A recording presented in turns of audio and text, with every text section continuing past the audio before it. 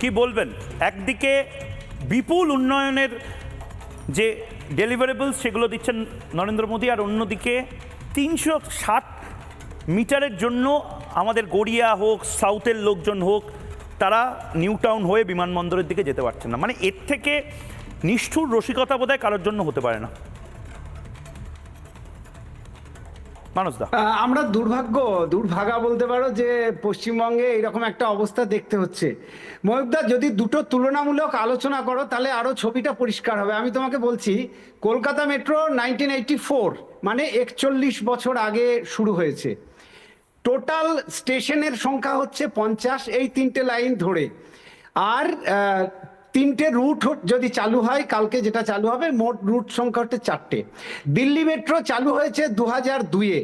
Total স্টেশনের সংখ্যা হচ্ছে 249, অর্থাৎ মাত্র 23 বছরে দিল্লির মেট্রো স্টেশনের সংখ্যা 249, আর 41 বছরে কলকাতা মেট্রো স্টেশনের সংখ্যা 50।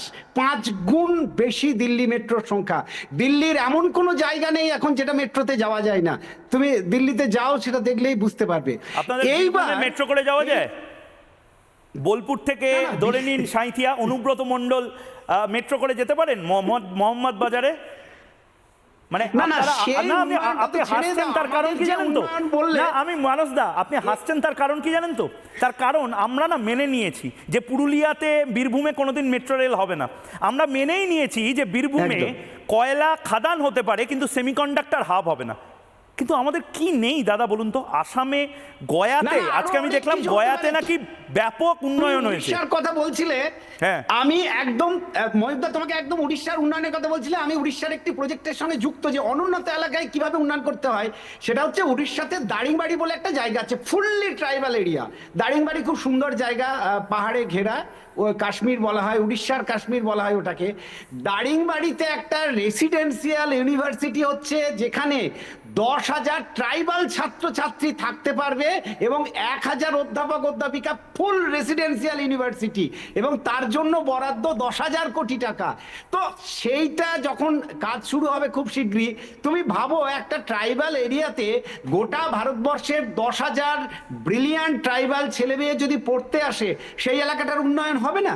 সুতরাং সবসময় আমাকে শিল্প নয়, উন্নয়নের একটা মানসিকতা থাকতে হয়।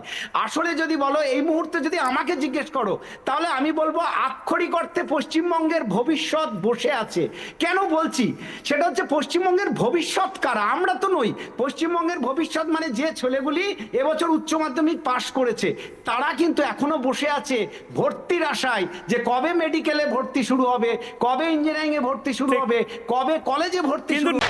নানা ধরনের কন্টেন্ট দেখার জন্য লাইক করুন, শেয়ার করুন আমাদের ফেসবুক পেজ, সাবস্ক্রাইব করুন আমাদের ইউটিউব চ্যানেল। পাশাপাশি অন্যান্য ব্রেকিং নিউজের জন্য অবশ্যই চোখ রাখুন রিপাবলিক বাংলায়।